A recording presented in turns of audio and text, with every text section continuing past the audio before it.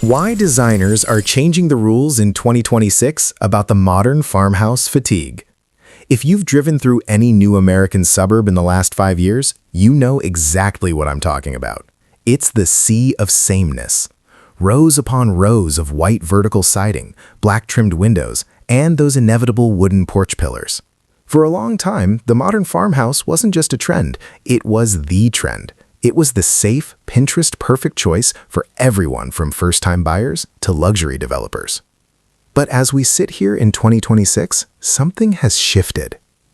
Architects are calling it modern farmhouse fatigue. Designers are tired of it. Homeowners are starting to feel like they're living in a catalog instead of a home. And frankly, the market is saturated. Today, I want to talk about why the rules of the modern farmhouse are being torn up and what the new American aesthetic actually looks like. The first reason for this fatigue is simple: overexposure. When a style becomes too popular too quickly, it loses its soul.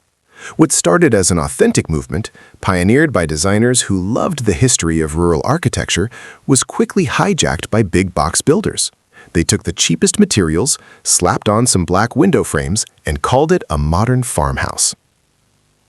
In 2026, people are craving authenticity. They don't want a house that looks like 500 other houses in their zip code. They want character.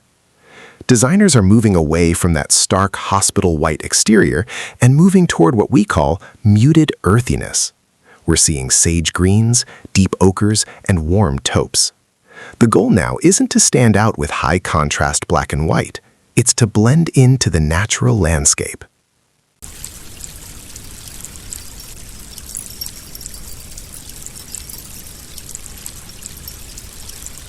Then there's the material reality check. Let's be honest.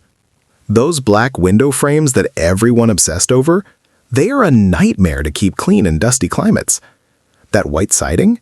It shows every speck of dirt and green algae within 6 months.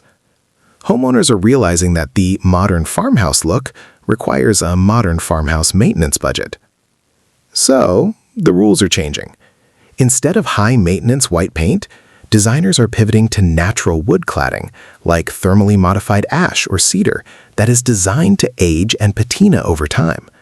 We are moving from perfection to wabi-sabi, the beauty of things that are imperfect and weathered. In 2026, a home that looks lived in is far more prestigious than a home that looks like a plastic model.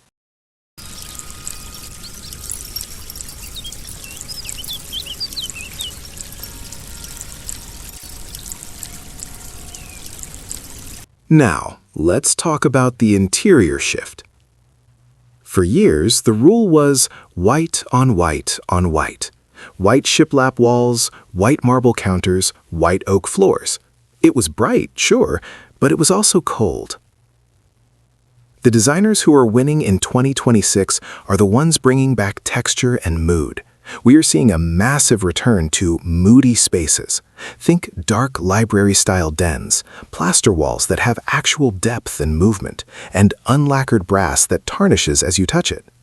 The open-concept floor plan, the holy grail of the farmhouse, is even being questioned.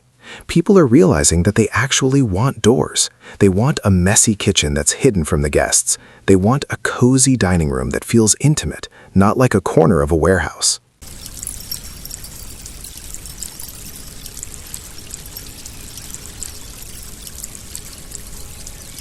Now, let's step inside. Because the fatigue isn't just exterior, it's interior too. For a decade, the rule was open concept everything. You walk in the front door and you see the kitchen, the dining room, and the living room all at once. It looked great in photos, but living in it? It's loud, it's chaotic, and there is nowhere to hide a messy counter. In 2026, we are seeing the return of rooms. The great room is dying. People are craving intimacy again. We are seeing the rise of the messy kitchen, or the scullery, a second hidden kitchen where the actual work happens, so the main kitchen can stay pristine. We are seeing dedicated dining rooms with doors that can close,